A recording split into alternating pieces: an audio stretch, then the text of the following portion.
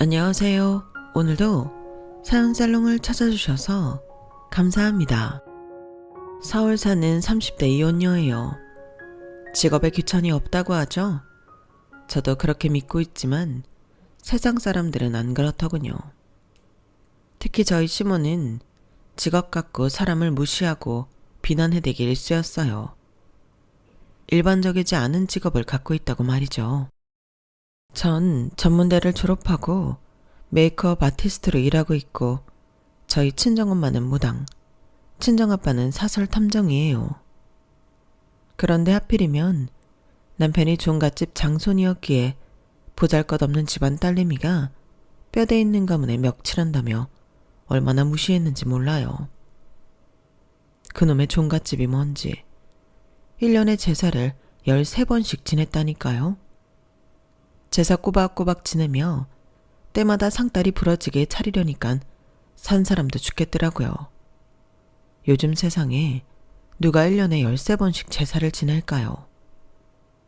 얼굴도 모르는 조상님 제사를 그렇게 지내려니 어찌나 화딱지가 나든지 지금도 억울하고 분해 죽겠네요. 평소에 시모는 제게 4년째도 못 나오고 전문대 나와서 남 얼굴에 분칠하는 일 한다며 맨날 꼽사리를 줬어요. 그런데 어이없는 건 무슨 행사가 있을 때는 꼭 저한테 메이크업 해달라며 부탁하더군요. 그럴 때만 시모 웃는 낯짝을 구경한 것 같네요. 제가 프리랜서로 일하고 있었는데 제사쯤 되면 일도 못 나가게 막더라고요. 저 아니면 누가 제사상 차리겠냐면서 말이죠. 대체 저 시집 오기 전엔 13번 제사를 어떻게 지내왔던 건지 알 수가 없었어요.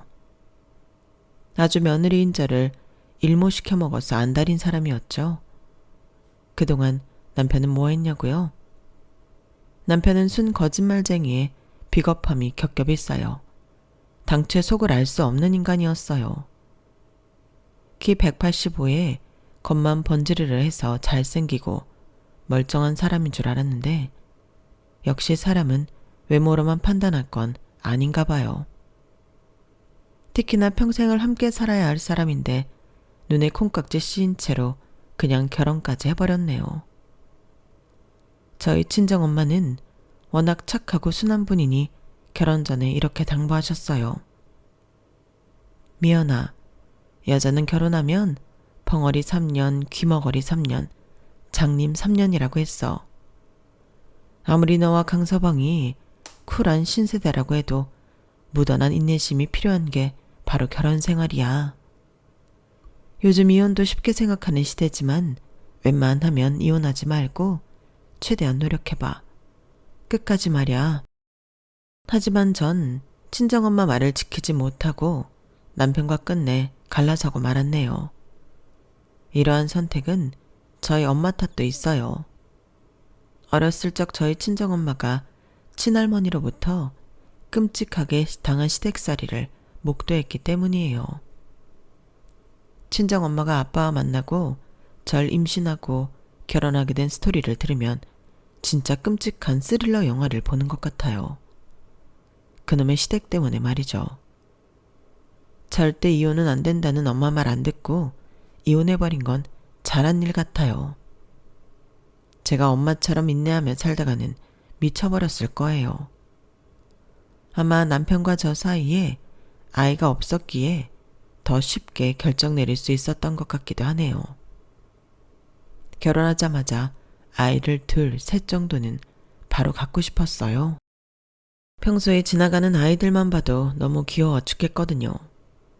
그런데 아이와 관련된 문제도 얘기하자면 한숨만 나오네요.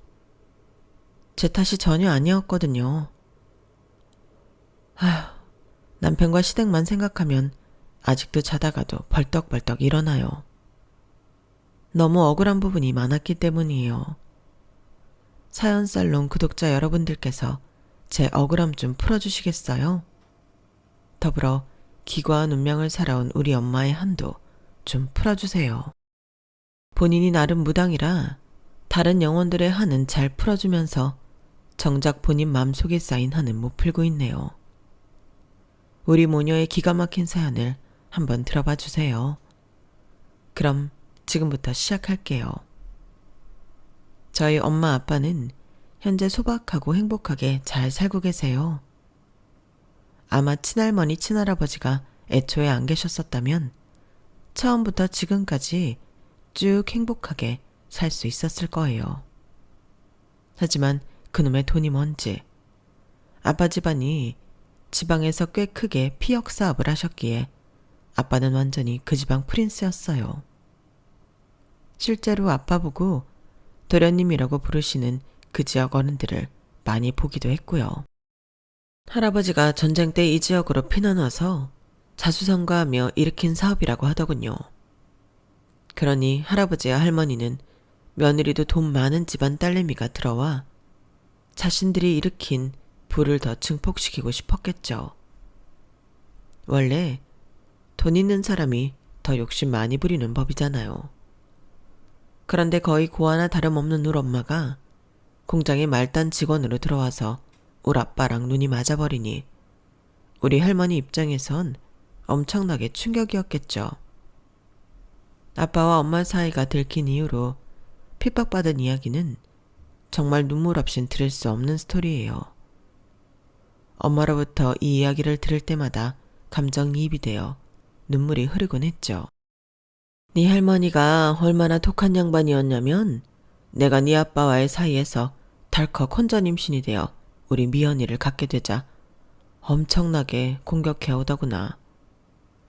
목표는 딱 한 가지. 우리를 못 살게 하는 거였겠지. 나 몰래 음료수에 약을 타서 먹이려고도 하고 다른 사람 시켜서 확 밀어버리기도 하고 별별 짓을 다 하더라고. 하지만 꿋꿋이 버텼어. 조실부모하고 내 핏줄이라곤 뱃속에 아기밖에 없는데 내 자식을 잃긴 죽기보다 싫었지. 아빠한테 제발 날 버리라고 사정하기도 했지만 아빠도 엄마를 많이 좋아했으니 도저히 헤어지지 못하겠더구나. 그렇게 우여곡절 끝에 네가 태어난 거야. 엄마는 출산을 하고 나면 니네 할머니가 두 손 들고 그냥 우리 결혼을 이해해 줄 줄 알았어. 그런데 웬걸? 더 악독해지더구나. 니네 할머니의 두 번째 목표는 바로 우리를 이혼시키는 거였지.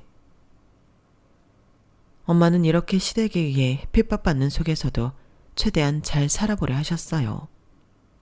그런데 덜컥 신병이 와버렸죠. 언젠가부터 엄마가 시름시름 앓기 시작했어요. 학교에 갔다 와서 엄마를 보면 늘 누워 계셨어요. 아빠는 엄마를 서울에 있는 큰 병원에 여러 곳에 다 데려갔지만 병원 측에서도 원인을 찾지 못했어요. 안 그래도 눈에 가시 같은 며느리가 이유도 모를 병으로 누워만 있으니 할머니의 증오는 더욱 심해졌어요. 할머니를 보면 맨날 어떻게 하면 우리 엄마를 더 악랄하게 괴롭힐 수 있을지만 연구하는 사람 같았죠.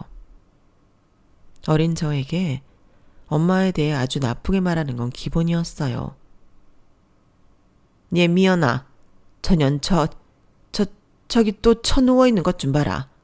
아주 내 속이 다 뒤집어진다. 뭐라고요, 할머니? 지금 누구 보고 인연자년 하는 거예요? 누구긴 누구냐? 네 잘난 엄마 보고 하는 말이지. 배운 게 없고 돈도 없는 보잘것없는 며느리면 몸으로라도 열심히 살림을 해서 때워야 할 것 아니냐. 그런데 맨날 저렇게 머리에 허연 띠 둘러매고 앓고만 있으니 아휴, 지금 시애미한테 시위하는 건지 뭔지 속에서 열불이 터진다니까. 이혼하래도 이혼도 안 하고 말이야. 할머니, 다시는 내 앞에서 우리 엄마 욕하지 말아요. 맨날 우리 엄마 고아나 다름없다 어쩐다 하는데 할머니도 전쟁 고아였다면서요. 내가 다 알고 있다고요. 울 엄마 욕하는 할머니가 너무 싫었어요. 할머니가 없어지길 바란 적도 있었죠. 할아버지는 사업하느라 바빠서 울 엄마를 괴롭힐 시간도 없었어요. 모든 원흉은 할머니였죠. 신병에 걸려 생사를 오가는 엄마가 할머니로부터 구박받는 게 너무 불쌍하여 제가 엄마의 호위무사가 되어졌어요. 엄마는 온몸이 아픈 게 처음엔 신병인 줄도 몰랐어요. 어쩔 땐 고열이 올랐다가 어쩔 땐 무섭도록 하혈을 했어요. 그러다가 낭떠러지에서 지푸라기 잡는 심정으로 죽기 전에 굳이라도 한번 해보자 해서 무당집에 갔어요. 잘 걷지도 못하는 엄마를 초등학생인 저와 아빠가 양쪽에서 부축해서 들어갔어요. 그랬더니 무당이 대뜸 엄마에게 그러더군요. 어라, 무당 한 명 추가요. 지금 온몸이 아파서 죽겠지? 몸부림을 쳐서라도 이놈의 신병 커버하고 싶지. 근데 만일 네가 커버하면 저 오른쪽 꼬맹이한테 그대로 내려가니 웬만하면 받아들여. 무당이라고 뭐 특별하게 다른 거 없어. 우리도 일반 사람과 똑같아. 네 몸 안 아프게 하는 방법은 신내림 받는 수밖에 없어. 엄마는 그 자리에서 주저앉아 엉엉 울었어요. 그 모습에 아빠도 저도 주저앉아 우리 세 식구가 얼싸안고 엉엉 울었죠. 그렇게 엄마는 무당이 되었어요. 어쩔 수 없이 할머니 할아버지께도 알렸어요. 예상했지만 특히나 할머니의 반응이 불같았죠. 우리 집안의 무당은 안 된다. 절대 안 돼. 아니다. 차라리 잘 됐다. 이참에 이혼해라. 아들아, 이 애미 죽는 꼴 보고 싶지 않으면 당장 전신병든 전현이랑 갈라서. 아빠는 평소에 답답할 정도로 할머니 할아버지 앞에서 큰 소리 치지 못했어요. 시댁살이로부터 엄마를 지켜주려고는 했지만 꽤 소극적이었죠. 그도 그럴 것이 큰아들로서 반항했다가 자칫 재산을 한 푼도 못 물려받을 수 있었거든요. 그 돈이 탐난다기보단 평생을 할아버지 밑에서 일해왔으니 그 나이에 다른 곳에 가면 일자리도 못 구한다고 생각했던 것 같아요. 전형적으로 온실 속의 화초를 자란 분이었어요.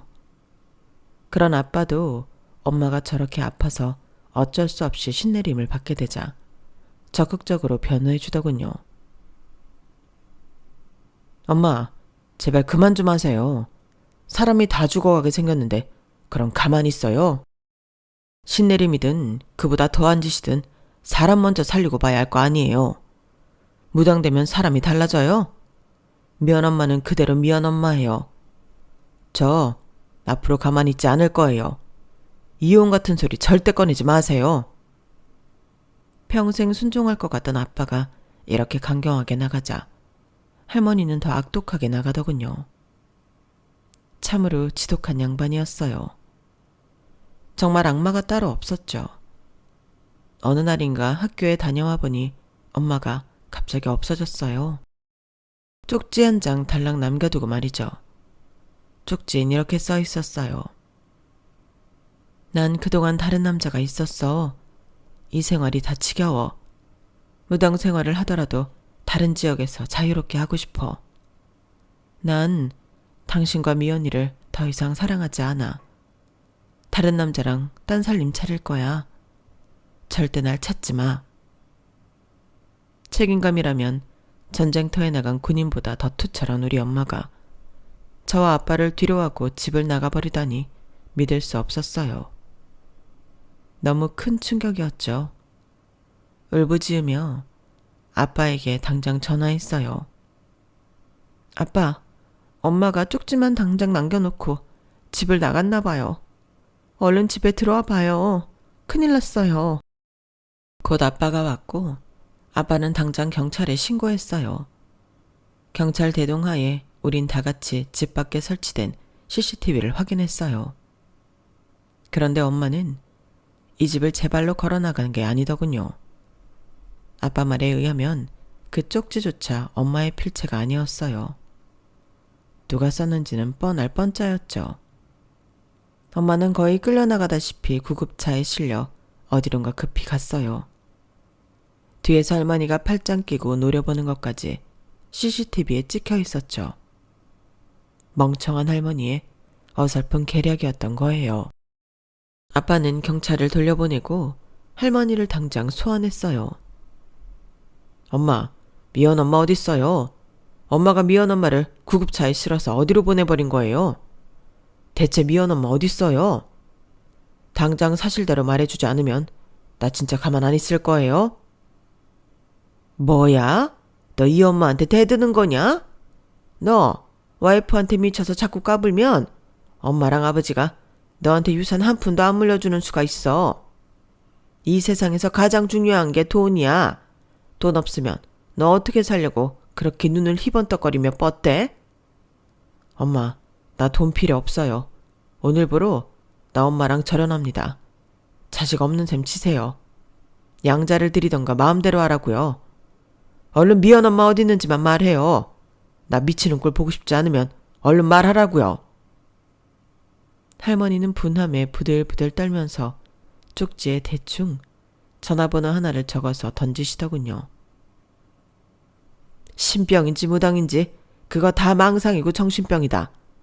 정신병 걸린 년을 정신병원 가서 먹여주고 재워주며 치료해주겠다고 보낸걸 뭐 그리 대단한 일이라고 길길이 날뛰냐? 참네.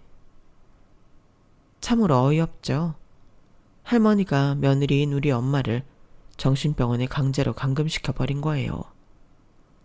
저와 아빠는 당장 엄마를 데리러 해당 정신병원으로 찾아갔어요. 그리고는 바로 빼내왔죠. 엄마, 우리 엄마 미치지 않았는데 왜 여기 와 있어? 아빠가 할머니랑 할아버지 다신 안 보겠다고 했어요. 이제 그런 악마 같은 사람들 보지 말고 우리 가족끼리 행복하게 살아요. 그래, 미연아. 엄마가 다시는 미연이랑 아빠 못 보는 줄 알았어. 너무 무섭고 외로웠는데 이렇게 찾아와줘서 고마워. 다 이 엄마가 부족한 탓이야. 우리 미연이 말대로 우리 가족끼리 똘똘 뭉쳐 잘 살아보자. 돈이 뭐가 중요해. 가족이 행복하게 살면 됐지. 원래도 엄마한테 잘해주던 아빠였지만 그 순간부터 정말 엄마를 공주 대접해준 것 같아요. 지금 이 순간까지도 말이죠. 아빠는 본인이 했던 말대로 할머니 할아버지와 연을 완전히 끊고 독립해 나왔어요. 대궐 같은 집에서 따뜻하게 살다가 한순간에 단칸방 사글세 신세가 되고 말았죠. 하지만 지금 생각해보면 그때 당시가 가장 행복했던 것 같아요. 제일 가난했지만 말이죠. 얼마간은 엄마의 무당 수입으로 우리 세 가족이 먹고 살아야 했어요. 아빠가 곧바로 직업을 찾진 못했거든요. 허허벌판 사막에 홀로 서 있는 느낌이었을 거예요. 항상 할아버지가 시키는 일만 하다가 스스로 돈 벌 일을 찾으려니 쉽지 않았겠죠. 피역 관련 일에 그나마 익숙했겠지만 그쪽 분야의 일을 또다시 하는 건 싫어했어요. 이제 가죽 냄새만 맡아도 토할 것 같아. 엄마 아버지의 자취가 조금이라도 묻어있는 분야에선 일하기 싫어. 내가 좋아하는 일 할 거야. 체면이고 뭐고 상관없이 말이야. 아빠가 관심 있던 분야는 바로 사설 탐정이었어요. 그때만 해도 흥신소라고 불릴 때였죠. 저와 엄마는 아빠의 일을 적극 지지해줬어요. 우리 세 가족은 늘 그렇게 서로를 지지해주고 응원해주며 살아왔어요. 제가 전문대를 졸업하고 메이크업 아티스트가 되고 싶다고 했을 때도 반대 없이 응원해 주셨죠. 우리 세 가족은 각자의 길을 찾아 열심히 살았네요.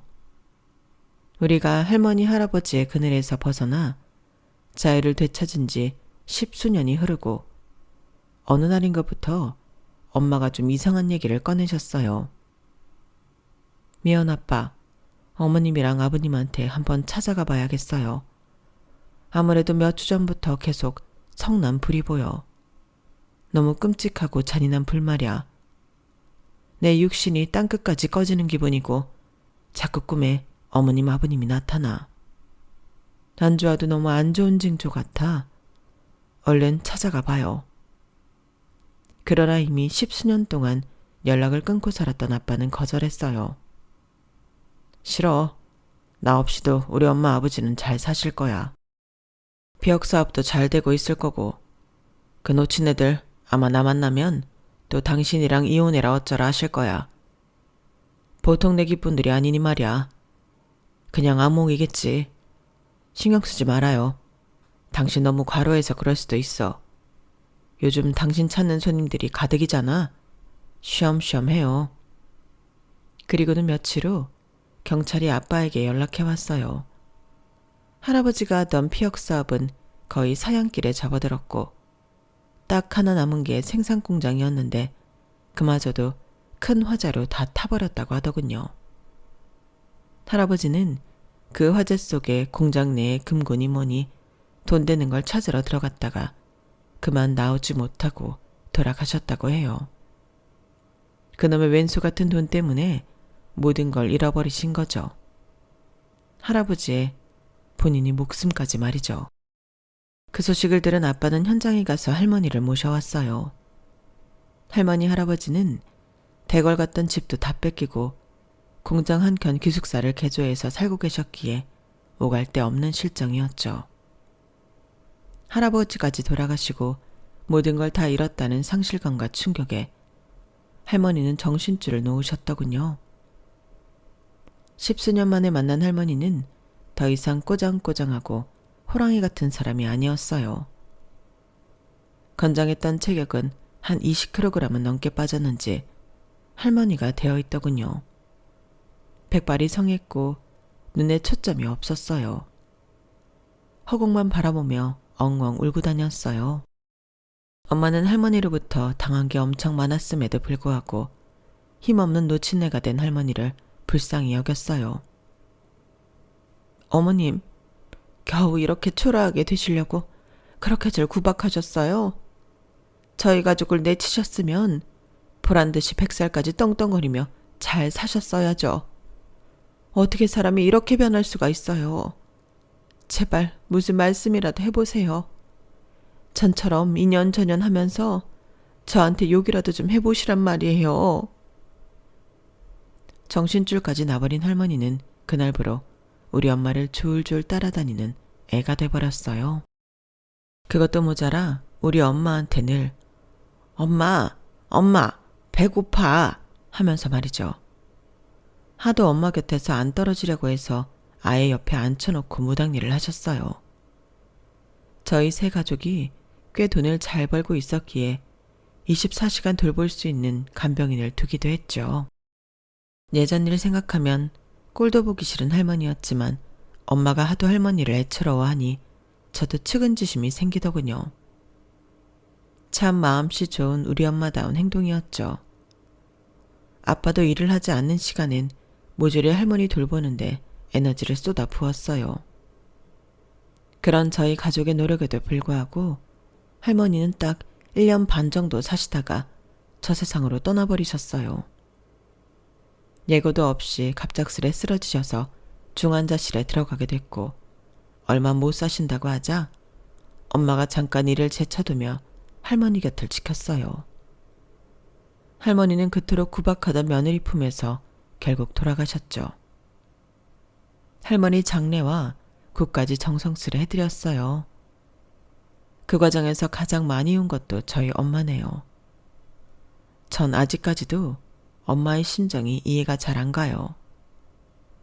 저 같은 평범한 사람의 머리로는 아마 죽을 때까지 그 큰 뜻을 헤아리지 못할 것 같네요.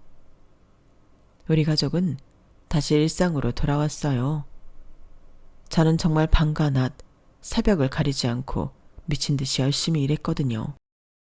그 결과 메이크업 아티스트로 꽤 이름을 알리게 되었어요. 유명한 사람들을 직접 만나 가까이서 메이크업 해주니 신기하기도 하더라고요. 20대엔 한 2명의 남자와 데이트도 몇 번 했어요.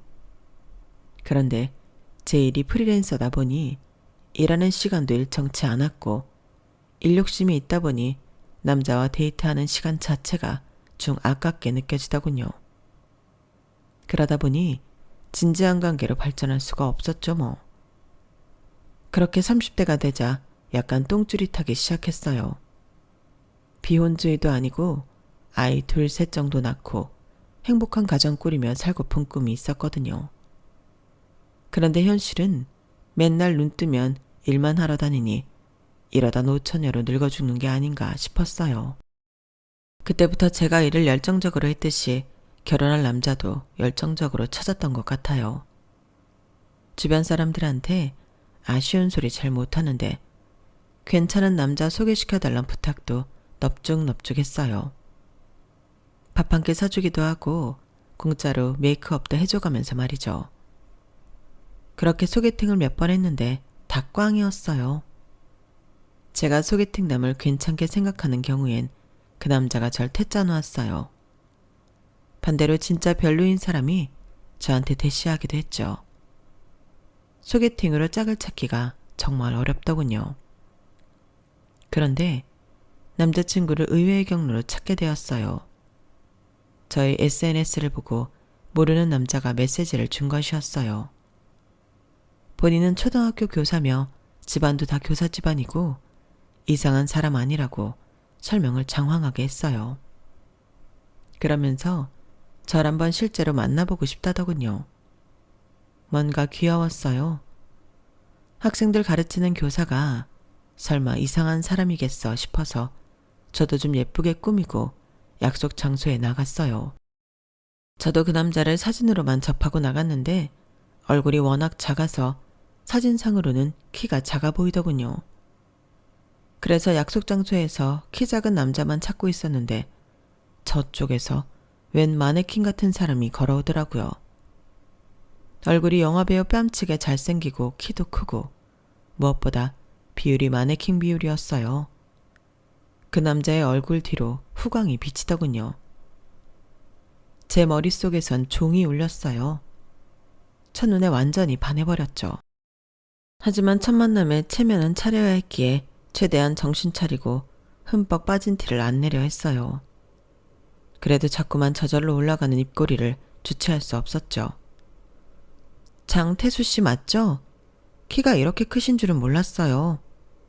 제가 모델 메이크업도 굉장히 많이 했었는데 모델보다 더 모델 같으시네요. 과찬해 주셔서 감사합니다. 미연 씨야말로 너무 멋지신데요. 사실 미연 씨 개인 홈피 보고 너무 근사한 여성분이라는 생각을 많이 했어요. 메이크업 아티스트라는 말이 딱 맞는 것 같아요. 작업하신 결과물 사진으로 봤는데 정말 예술가가 따로 없더군요. 꼭 한번 개인적으로 만나 뵙고 싶었는데 이렇게 실제로 나와주셔서 진심으로 감사해요. 우린 첫 만남에 하하호호 죽이 잘 맞았어요. 서로 동갑내기라서 더욱 통하는 부분이 많았는지도 모르겠네요. 여튼 혹시라도 이상한 사람이 나오면 어떡하나 걱정했는데 다행이었어요. 그 남자도 절 좋아하는 게 눈에 보였기에 우리는 누가 사귀자는 말을 할 것도 없이 빠르게 연인이 되었어요. 남친 말대로 본인은 물론이고 가족들도 다 교사 출신이더라고요. 이 남자와 결혼까지 할지 안 할지는 확신이 안 섰지만 제가 겪어본 선생님들은 다 좋으신 분들이었기에 뭔가 안심이 됐어요. 그런데 완전히 성격 파탄인 선생도 있다는 걸 남친의 엄마를 만나고서야 알게 됐죠. 어쨌든 그땐 전혀 몰랐어요.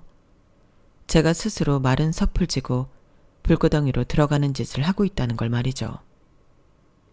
우리 커플은 나이가 둘 다 30대니 결혼을 생각하지 않을 수 없었어요. 만난 지 오래되지 않았지만 바로 결혼 약속을 덜컥 해버렸어요. 서로에게 콩깍지가 씌인 상태였기에 우리 둘인 서로의 집안 배경이나 직업 등에 대해서 다 오케이 했어요. 전 종갓집이라는 개념도 잘 몰랐는데 그는 종갓집의 장손이더라고요. 뭐 전통 있고 뼈대 있는 집안이니 오히려 좋다고 생각했어요. 실제로 종갓집 며느리가 돼보니 아주 죽을 맛이었지만 뼈저리게 후회할 땐 이미 늦은 상태였죠. 상견례 자리도 급하게 잡았어요. 제가 남친에 비해 돈을 못 버는 것도 아니니 딱히 꿀릴 게 없다고 생각했어요. 하지만 예비신 온 생각은 전혀 다르더군요. 난 남의 얼굴에 분칠이나 해주는 여자 따위 며느리로 들이고 싶지 않다. 너 우리 집안이 어떤 집안인 줄 잘 알고 있지? 유서 깊은 가문에 우리 가족 모두 교사 출신이라. 태수 아버지가 좀 빨리 돌아가신 게 안타깝긴 하지만 그렇다고 이 집안의 뼈대가 무너지는 건 아니지. 그런 우리 집안을 지금 네가 무너뜨리려 하고 있어. 그리고 어이 아줌마, 무당이라고요? 아이고 참 기가 차서. 그리고 그쪽 아저씨는 뭐요? 흥신소? 미연이 너도 전문대밖에 안 나왔다며? 자식은 애미 머리 담는 법이다. 우리 태수는 종갓집 장손이라 반드시 아들을 낳아야만 하는데 네 머리 닮은 아들 낳으면 어쩌냐? 그리고 우리 아들 명의로 주택 한 채 있는 거 알고 있지? 그건 어리고 지금 우리 아들이랑 결혼하려는 거 아니냐? 요즘 세상에 집해오는 남자 흔치 않잖냐? 전 예비시모의 이야기에 어이가 없었어요. 예비시모가 언급한 남친 명의로 된 집은 정말 다 쓰러져가는 코딱지만한 주택이었거든요. 한 2, 3억이나 하려나? 하여튼 고급 주택은 전혀 아니었죠. 게다가 우리 엄마 아빠를 어이, 아줌마, 아저씨라고 부르는 무례한 태도하며 여러모로 분노가 치밀어 올랐어요. 이 결혼이 이 자리에서 파탄나도 좋다고 생각하며 받아쳤죠. 어머님, 저희 부모님한테 아줌마 아저씨가 뭔가요? 어머님 교사였다면서 이렇게 교양 없이 나오실 거예요, 정말? 저 정말 열심히 살았습니다.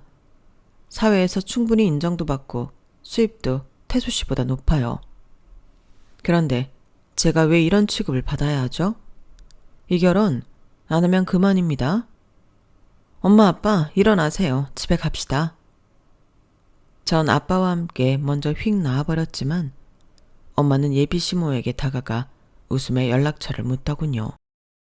본인도 화가 날 법도 한데 역시 우리 엄마는 정말 대인배였어요. 남친이 우리 가족을 쫓아와 어떻게든 다시 대화해보려 했지만 전 마음의 문을 닫아버렸어요. 그런데 남친이 그 이후에도 계속 매달렸고 무엇보다 예비시모가 제게 호의적으로 변했더군요. 남친과 남친 엄마가 저희 집 앞에서 절 기다리며 웃는 얼굴로 사과까지 하더군요. 남친 엄마의 180도 달라진 반응이 너무 어색했지만 한편으론 놀랍기도 했죠.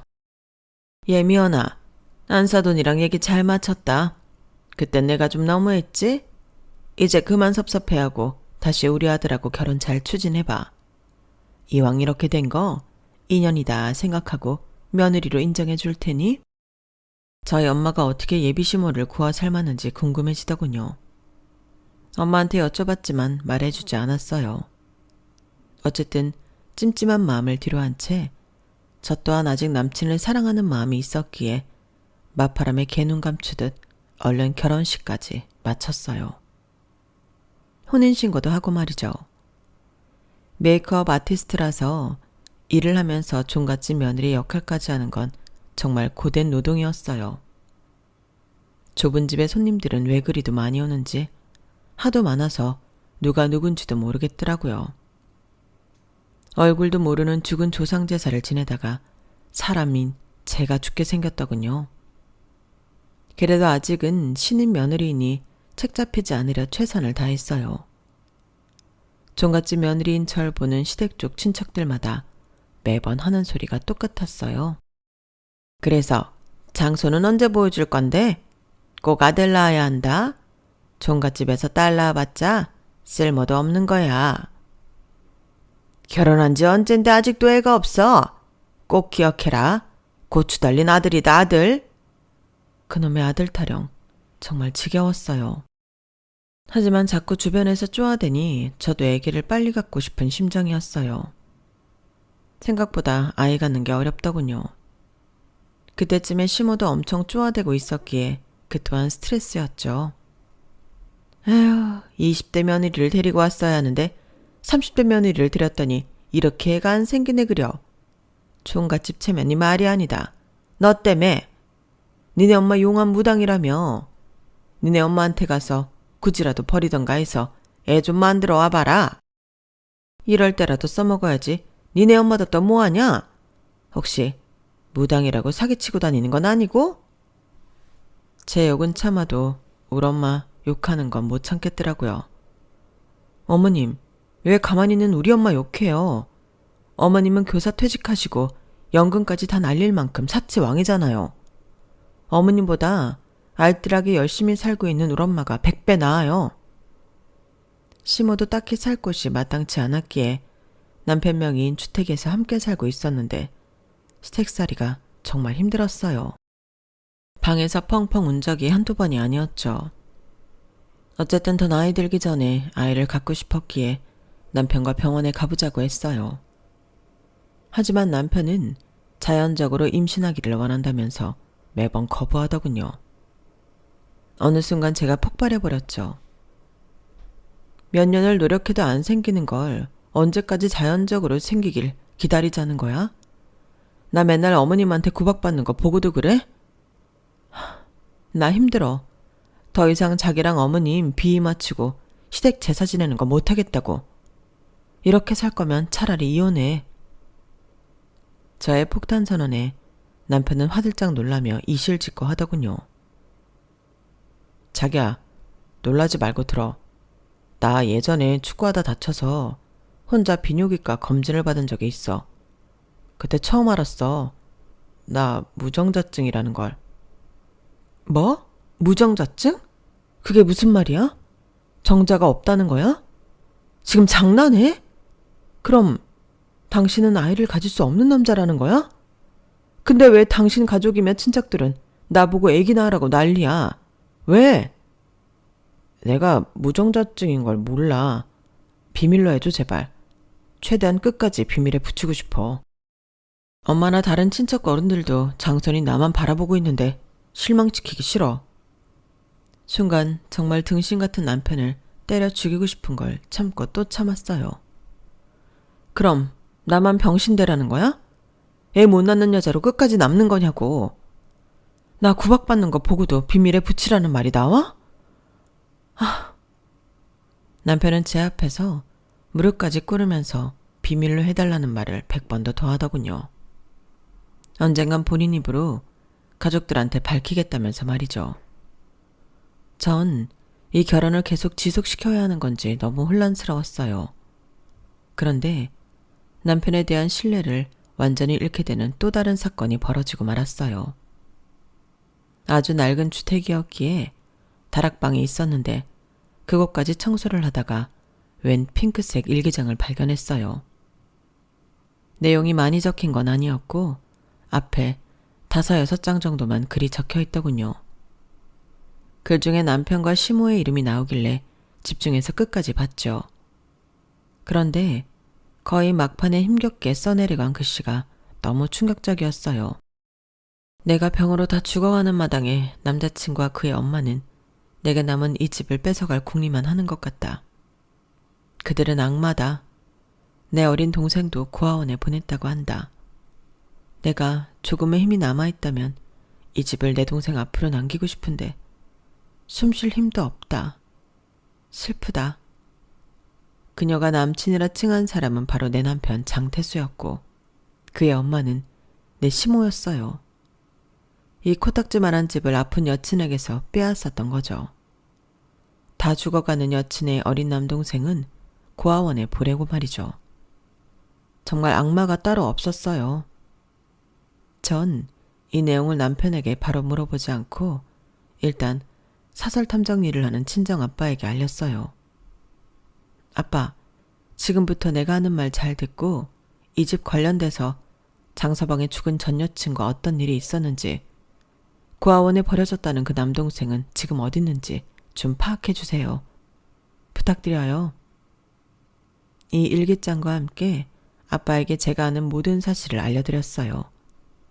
몇 주 후 아빠는 모든 사건의 전말을 다 파악해서 알려주셨어요.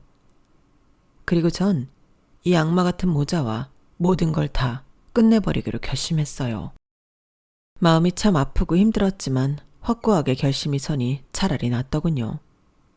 이 더러운 족속들과 함께 사느니 이혼녀가 되어 당당하게 혼자 사는 게 나을 것 같았죠.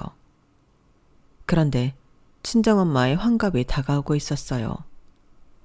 일단 제 개인적인 사정은 뒤로 미룬 채 엄마 아빠를 모시고 제주도로 여행을 다녀오기로 했어요. 여행 간 자리에서 친정엄마에게도 모든 걸 털어놓으려고 했거든요. 친정엄마는 보나마나 이혼을 긋고 말리시겠지만 전 더 이상 선택의 여지가 없었죠. 공항에 가기 위해 캐리어를 들고 나가려고 하는데 시모가 쑥 튀어나오더니 한마디 쏘아붙였어요.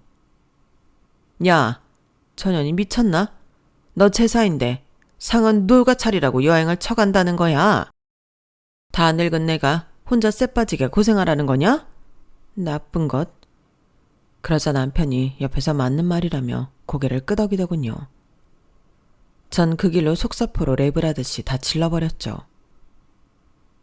교사 출신이었다면서 며느리한테 아직도 인연전연합니까? 엄니한테 가르침받은 학생들이 불쌍하네요. 그리고 이 집 원래 주인 누구였어요?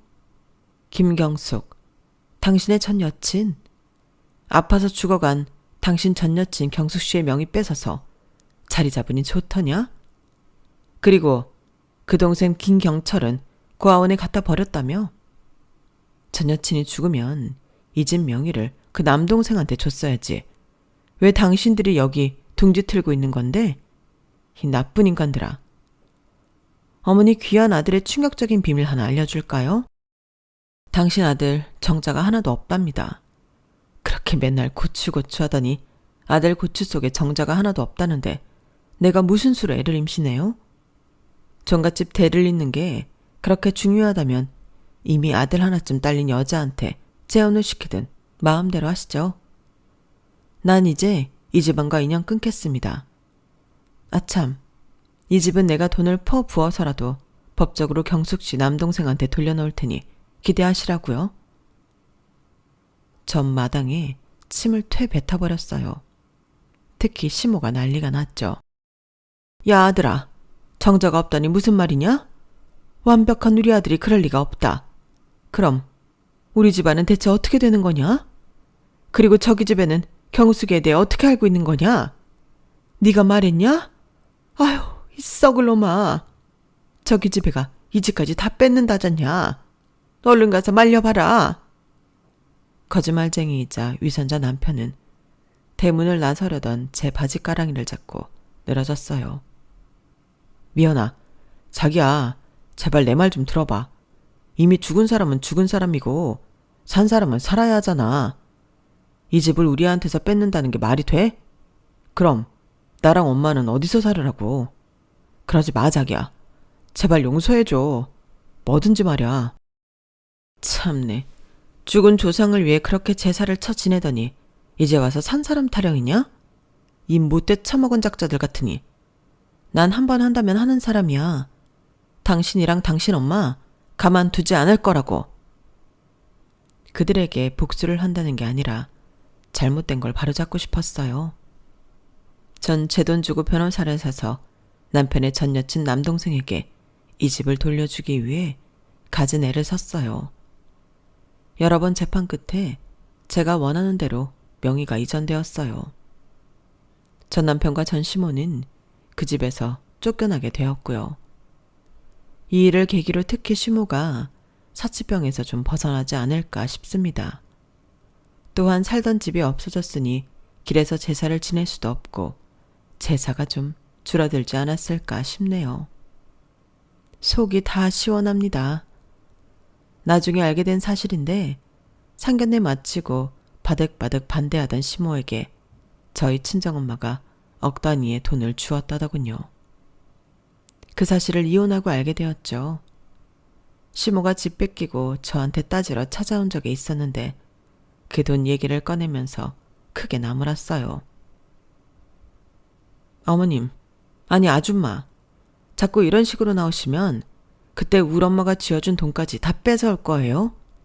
저 한다면 하는 사람입니다. 보셨죠? 어서 돌아가세요. 그 후로 시댁 관련한 소식은 못 들었네요. 평생 길에서도 마주치기 싫은 두 모자입니다. 왼수가 따로 없어요. 역시 내 부모가 최고네요. 우리 부모님께 평생 효도나하고 살아야겠어요. 물론 부모님이 원하시면 재혼을 할 생각도 있고요. 어쨌든 늘 그래왔듯이 최선을 다해 열심히 살 거예요. 그럼 저에게도 행운의 여신이 미소를 지어줄 거라 생각하거든요. 저의 긴 인생사를 함께 해주셔서 진심으로 감사드려요. 모두들 복 많이 받으세요. 여러분, 사연 댓글에 응원과 현명한 조언 부탁드려요. 좋아요와 구독은 저에게 큰 힘이 됩니다. 오늘도 좋은 일 가득하세요.